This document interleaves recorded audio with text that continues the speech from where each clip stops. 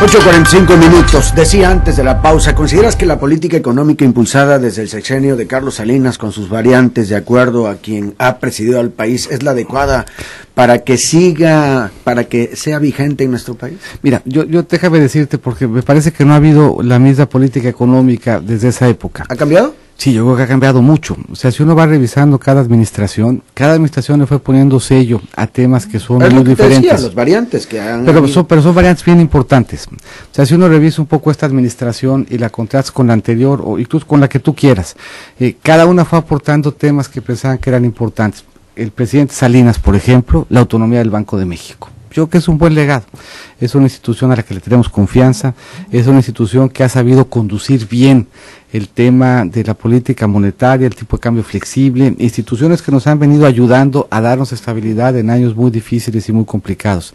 En términos generales, finanzas públicas sanas. Y yo creo que esa sí es una constante que se ha mantenido en México por muchos años y me parece que esa es valiosa, pero esa no es la política económica. O sea, tener finanzas públicas sanas pues es casi una condición pragmática. Cuando uno no tiene finanzas públicas sanas, pues no depende de uno, depende si los mercados están dispuestos a prestarte o no y a qué tasas. En cambio, si uno revisa en qué se le fue poniendo énfasis, en esta administración, por ejemplo, pues se fue construyendo un esquema en donde muchos sectores que tenían rigideces se les fueron quitando. Yo creo que ese es un paso importante que le permite a nuestra economía mayores elementos de fortaleza. Y en términos generales, sí me parece que cada una de las administraciones ha tenido, dentro de un marco en donde se busca cuidar la estabilidad, ha tenido formas importantes que distinguen una a la otra en términos de dónde le ponen acento. ¿Qué solución puede tener el problema de la resistencia civil contra CFE en Tabasco? Mira, la solución tiene que pasar por diálogo, tiene que pasar porque todos le echen... Pero se han cansado de dialogar. Sí, y por eso yo vuelvo a insistir, y me parece que tu palabra es correcta, estamos cansados, no de dialogar, estamos cansados de un espacio de confrontación. O sea, al final del día soluciones hay y maneras de ponernos de acuerdo también. ¿Cuál sería la solución? Pues tiene que haber un espacio en donde al tiempo que se vayan poniendo al corriente se vaya disminuyendo la deuda y que vayan encontrando un esquema tarifario razonable. ¿Te comprometerías tú a solucionar el problema de la deuda? A generar esos espacios de diálogo, sí. Lo que no tiene sentido, y yo por eso... A generar el espacio de diálogo, pero a solucionar... Es que esa es sí, claro, se tiene que solucionar. Lo que no podemos hacer es seguir permanentemente en un esquema en donde los problemas se sigan arrastrando año con año y no avancemos. Y vuelvo por eso a enfatizar el tema de perfiles y propuestas. Acá lo que necesitamos es menos confrontación y más espacios de conciliación y de diálogo. Si frente a cada espacio de diálogo se vuelve a tensar, se vuelve a confrontar, se vuelve a partir de la premisa de que somos partes que estamos encontradas, pues la verdad es que esa no es una buena premisa. La Comisión Federal de Electricidad no está enfrentada con Tabasco. La Comisión Federal de Electricidad tiene una vocación de servicio, de acceso, de abasto, tiene una vocación que se traduce en que en Tabasco tengamos espacios de cobertura y que la energía es un elemento que dé tranquilidad desde el hogar hasta la industria. No son partes que sean antagónicas, así no se ve el tema de CFE, pero si cada problema lo exacerbamos, si cada problema nos lleva a una tensión mayor, la verdad es que estamos arrastrando una situación que es mala para Tabasco, que es mala para la Comisión, y si la situación es mala para las dos partes, sin duda hay manera de ponerse de acuerdo. Lo que pasa es que aquí es definitivo. Porque no nos gusta echarle agüita fría, simplemente dice, borrón y cuenta nueva y tarifas preferenciales. Y llevamos en esa confrontación muchos años. Estás llegando aquí con una buena temperatura, pero aquí nos asamos, nos quemamos. Sí. Sin aire acondicionado no pueden sobrevivir los diferentes comercios. No digo, tú te vas a Puebla y te vas a... te vas a la Ciudad de México. Cosa de energía. La Ciudad de México, la verdad es que tenemos un clima súper templado. Agobia el pago de la energía eléctrica. 20 años llevamos. Entonces, lo que pide aquí es muy, pero muy contundente. Sí. Es borró y cuenta nueva. Y 20 años lleva este país de no tener mayorías. Y 20 años llevamos en este país de encontrar consensos. Ni modo que no podamos encontrar un consenso que sea razonable en donde lo que preocupa a las dos partes encuentre cauce. Es momento, a mi juicio, de echarle agua fría al contexto político de este país. Es momento de echarle agua fría a la confrontación. Y se puede. A ver, nada más difícil. Pasamos 4 y 5 días de norte con agua fría cayéndole al tabasqueño y sigue caliente, maestro. Déjame te pongo un ejemplo, porque yo creo que vale la pena reflexionar cómo sí se tiene capacidad de echarle agua fría a temas complicados. 2006. El peor momento, yo creo, de dificultad en términos casi constitucionales que ha enfrentado el país. Veníamos de un contexto de un conflicto exacerbado. Veníamos de un contexto en donde se hablaba incluso de la posibilidad de que el orden constitucional se fraccionara. Se hablaron de presidencias alternas, se construyeron gabinetes. 23 días después de empezar la administración, se aprueba un paquete económico por unanimidad. Y la forma de construir ese consenso en minoría implicó que del consenso se vieran reflejadas las voces y las opiniones de todos. 23 días después de ver un país convulso, de ver un país confrontado y dividido, en la política económica se construyó un marco en donde todas las partes se sintieron reflejadas, y de entonces para acá hemos enfrentado enormes dificultades y siempre hemos sabido encontrar consensos, ponernos en el zapato de otros y resolver los retos enormes que tenemos en diálogo y de manera institucional. Eso es lo que tenemos que hacer hacia adelante, y eso es lo que tenemos que hacer en problemas que llevamos arrastrando, como el de Tabasco y la CFE. No puede el país eternizarse en la confrontación. Bueno, otro tema, hablaste de Gina Trujillo hace un momento, pero sabemos que también tienes amistad con Gerardo Gaudiano, el candidato de la otra alianza. Sí. ¿Es tu amigo? ¿Qué opinión tienes de él? Mira, lo conozco bien, le tengo afecto y le tengo aprecio, y no tenía ninguna duda por quién votar. Votaría por Gina. ¿Qué le dices a Gerardo? Le mando un abrazo, le deseo mucho éxito. Me apena mucho, lo siento. Y le reitero que votaría por Gina. Y con Arturo Núñez también tienes una buena relación. Una gran amistad. Lo conozco tu papá y él son buenos amigos, ¿no? Así es. De hecho, Arturo fue coordinador de mi papá en la Cámara de Diputados en la 57. Es un político talentoso, es un político honorable, es un político con una gran emoción de servir, y es un político que ha enfrentado un entorno para Tabasco súper complicado, un entorno difícil, un entorno en donde lo que hoy vemos en Tabasco es lo que tú decías al principio. Hoy vemos un Tabasco que se está asfixiando en retos enormes de seguridad y de economía, y un Tabasco que necesita, para enfrentarlos, conciliar, diversificar, no reinventarse, reencontrarse, porque esa grandeza Tabasco ya la tuvo. Y yo estoy seguro que Gina Trujillo va a ser capaz de hacerlo, pero yo conozco a Arturo, le tengo mucho afecto, es una gente que en la casa, en la vida de familia, pues ha sido ejemplo de erudición en materia política. Yo creo que si uno quiere aprender de historia política y diagnóstico político, yo a veces digo que Arturo es tan buen economista que parece abogado, pero creo de nuevo, Tabasco tiene grandes retos.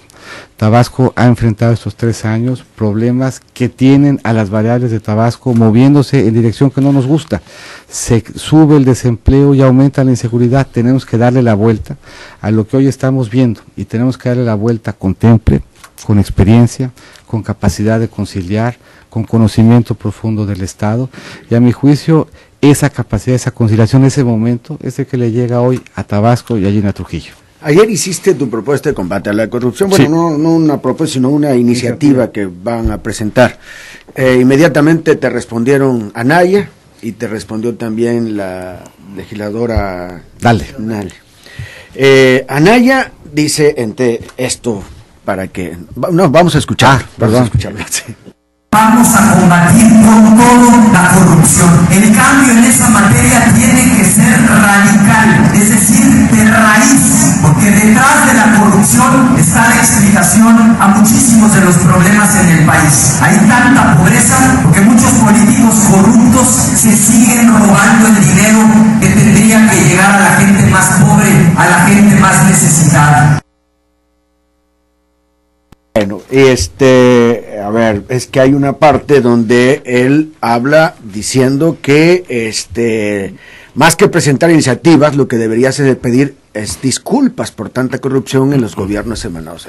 Ya yo lo que creo, y me parece que eso es bien importante hacia adelante, uno en julio va a votar por personas y va a votar por propuestas. y va a votar por propuestas que se van a convertir en un programa de gobierno. Y a mí me parece que acá lo que la gente quiere escuchar de nuevo, en el ánimo de que de este proceso electoral salgamos con unidad de propósito y salgamos con coincidencias, pues es en propuestas. No son ejercicios retóricos los que nos van a hacer la diferencia. Y acá la propuesta es una propuesta concreta y sencilla. Hoy tenemos vinculada la recuperación del dinero al proceso penal. En el mundo eso no funciona así. En el mundo primero se recupera el dinero cuando quien lo tiene, delincuente o corrupto, no puede explicar su origen y después se sigue el proceso penal. De hecho, los estándares son distintos. ¿Qué es lo que propone la iniciativa? El estándar en materia de un proceso penal es el estándar penal, es un estándar que exige que se pruebe más allá de cualquier duda razonable. Y lo que se está proponiendo en la iniciativa es que el estándar para efectos de recuperar los bienes sea un proceso civil, en donde Estado y en este caso procesado se encuentran en el mismo plano y en donde el estándar de la prueba es solamente que la hipótesis sea más razonable. Y acá la hipótesis es, si yo te sujeto a un proceso de corrupción y encuentro que tienes bienes o que te ostentas como propietario de bienes y no puedes explicar cuál es su origen, en los países que tienen políticas e instituciones que combaten con seriedad a la corrupción, esos bienes se regresan al erario. Tenemos 10 años de tener una ley de extinción de dominios y en esos 10 años no hemos podido procesar un solo caso de manera exitosa. Pues acá lo que conviene, de nuevo más allá de ejercicios retóricos, es de una vez dar el paso y de una vez darlo ahorita.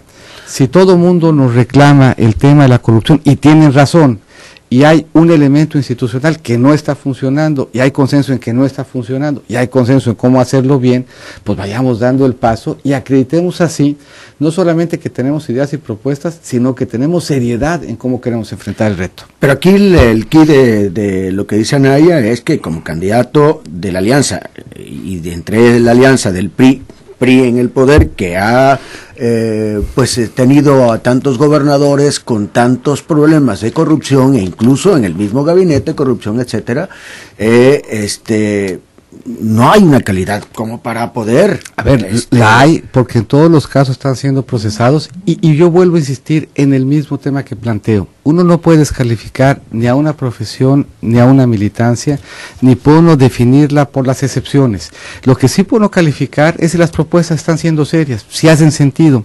Y a mí me parece que quien hoy nos está escuchando, pues le tiene que hacer sentido como propuesta para combatir la corrupción lo que estamos proponiendo. Y lo que estamos proponiendo es sencillo, es contundente, está en blanco y negro, se puede implementar. Y de nuevo la pregunta para quien nos escucha es, me parece que es una buena idea, quisiera yo ver esta propuesta convertida en ley, quisiera yo ver una iniciativa en donde al político o al delincuente, al que se le encuentren bienes que no puede explicar su origen, se recuperen para apoyar a niñas y a mujeres. Y si la respuesta es sí, eso es lo que tenemos que empujar en estas campañas. Al respecto, Rocío Nale, que es diputada de Morena, dijo que la iniciativa de combate a la corrupción que anunciaste es una copia de la que presentó hace un año Morena. Sí, la revisamos. Nos invita a que se sumen a esta iniciativa. Revisamos la iniciativa. La verdad es que la iniciativa no tiene ninguno de los elementos que incluye esta. La propuesta de la iniciativa es fundamentalmente una propuesta de índole retórica, toca incidentalmente el tema de extinción de dominios, pero no propone cómo hacerlo, no lo cambia de orden, no lo manda al espacio civil, no dice cuándo procede. Desde el punto de vista técnico, es una propuesta que no pasó más allá de ser de nuevo un ejercicio retórico. Acá es una propuesta que está fundamentada, que revisa la experiencia de otros países, que dice exactamente cómo hacerle, que le delega a los fiscales anticorrupción la posibilidad de ejercer la extinción de dominio, que dice cuándo procede y bajo qué premisas. Es una iniciativa que resiste el análisis serio de cualquiera que quiera revisarla, porque está fundamentada en lo que funciona en otros países y en algunos estados, por cierto, en el caso incluso de la Ciudad de México. Pero si 10 años llevamos con una ley que no hemos podido aplicar, yo vuelvo a preguntarle a la gente, ¿qué es lo que prefiere? ¿Qué es lo que espera de nosotros los políticos? Espera propuestas, en este caso traducido ya en una iniciativa, y propuestas que les hagan sentido, o lo que espera son desplantes y ejercicios retóricos. Yo vuelvo a enfatizar, lo que la gente quiere de sus políticos son respuestas que les permitan 3 cosas. Son respuestas que les permitan estar seguros, son planteamientos que les permitan estar ciertos de que tendrán empleo y de que recibirán mejores servicios. Esos 3 elementos para poder vivir mejor. Y ese tema puntual atiende esa preocupación de manera clara, de manera técnica, de manera bien pensada, y yo vuelvo a insistir, ojalá no nos esperemos, porque la corrupción ofende, indigna hoy, y ese es un elemento que no tenemos en nuestro marco de ley, pues vayamos dándole para adelante. Unos dicen que has sido un extraordinario secretario de Hacienda, que eres un hombre incapaz, además de tocar un centavo, que eres honesto, pero que has permitido que otros lo hagan, que te hiciste la vista gorda con todo lo que te han dejado en diferentes secretarías, empezando con la de Desarrollo Social. Y en particular Jorge Castañeda hace toda una acusación al respecto. Sí, mira, yo ya tiendo a escuchar poco a Jorge. Le tengo aprecio, la verdad es que le tengo respeto como ex canciller. Lo busqué mucho y estuvimos muy cerca, que es algo que yo siempre he buscado hacer. Cada vez que he tenido un desempeño, he buscado escuchar, aprender, pedir consejo, y después ya de hacerlo, pues acaba uno discriminando cuáles son buenos y cuáles son malos consejos. Pero más allá de esto, la acusación no es puntual. No, pero no es correcta. Y ahí basta no solamente mi propio desempeño, mi propia congruencia, los elementos que tú ahí señalas como cierto, sino mi propia gestión, empezando en desarrollo social. En desarrollo social... Yo no lo señalo como cierto. No. Empezando en desarrollo social, no te apunto a ti, le apunto ok. En desarrollo social encabezamos un proceso bien interesante de deslinde de responsabilidades que se tradujo en el mayor número de inhabilitaciones que hemos tenido en la historia. Se separaron a casi 500 funcionarios públicos con cargo a lo que se acabó acreditando fue un desvío importante en materia de dar de alta a adultos mayores en el padrón. Pero la secretaria, nada. Es que la responsabilidad no era de la secretaria. En la investigación que nosotros hicimos, y te platico qué fue lo que pasó, porque es interesante, se contrataban empresas proveedoras de servicios para que buscaran dar de alta a adultos mayores en el padrón, que es un tema, por cierto, interesante, porque luego uno cree que es suficiente con que el derecho esté en ley para que la gente lo ejerza. En muchos casos, en el caso de la pensión del adulto mayor, teníamos nosotros que ir a buscar al adulto mayor para que se diera de alta. En ese proceso participaron diversas empresas, participaron diversos promotores y participaron diferentes funcionarios públicos en cada una de las delegaciones. Y lo que se terminó acreditando es que en muchos casos el adulto mayor no existía. Se había dado de alta un expediente, se había asignado al expediente una tarjeta, y la tarjeta y el expediente no se podían vincular a una persona que existiera. Eso se tradujo en que diéramos nosotros no solamente vista a la Procuraduría, sino que separáramos a casi 500 funcionarios públicos. No hay un solo acto que se me pueda imputar en donde, teniendo conocimiento de una irregularidad, no hubiésemos actuado y actuado con decisión. En la historia del país no había habido un proceso de deslinde de responsabilidades del tamaño que hubo en Sedesol para quienes la tuvieron. ¿Eres o no el padre del gasolinazo? ¿Eres o no el padre de la inflación más alta de este siglo en México? Mira, el precio de la gasolina y del petróleo, y eso lo sabemos en Tabasco, no lo determina un funcionario público, no lo determina el gobierno. Pero antes estaba controlado y no afectaba mayormente, es correcto, no subía mayormente y la gente no le afectaba mayormente. A ver, había de todo, y ahora sí. No, a ver, nosotros podemos revisar en la historia reciente, y yo por eso vuelvo a insistir, gasolinazo cuando uno administra el precio. Acá se tomó la definición en ley de liberarlo. Decisión, por cierto, que se tomó antes que yo llegara a la Secretaría de Hacienda, y por cierto, decisión que me parece correcta. Pero cuando vino la ley decían, y lo defendieron así, y ahí están los spots, va a bajar la gasolina, vamos a tener... va a bajar la gasolina cuando baje y va a subir cuando suba. Bueno, pero déjame, es que es importante la distinción, porque antes el precio de la gasolina dependía de consideraciones de política tributaria y de consideraciones de política política. Es tendencioso decir que va a bajar y luego, aquí como tú lo argumentas, va a bajar cuando baje y va a subir cuando suba. Sí, porque ya no va a ser una decisión administrativa. Y ese yo creo que es el fondo de algo que conviene al país. El país, cada vez que ha querido administrar precios, le ha ido mal. Cuando ha querido administrar precios como el de la gasolina, en la anterior administración nos costó casi 900,000 millones de pesos hacerlo. Nadie ya en el mundo administra los precios de la gasolina, con 3 excepciones. Lo administra Venezuela, lo administra Bielorrusia y lo administra Corea del Norte. Distinto de eso, nadie lo administra. Y México es el 6º mercado más grande de gasolinas en el mundo.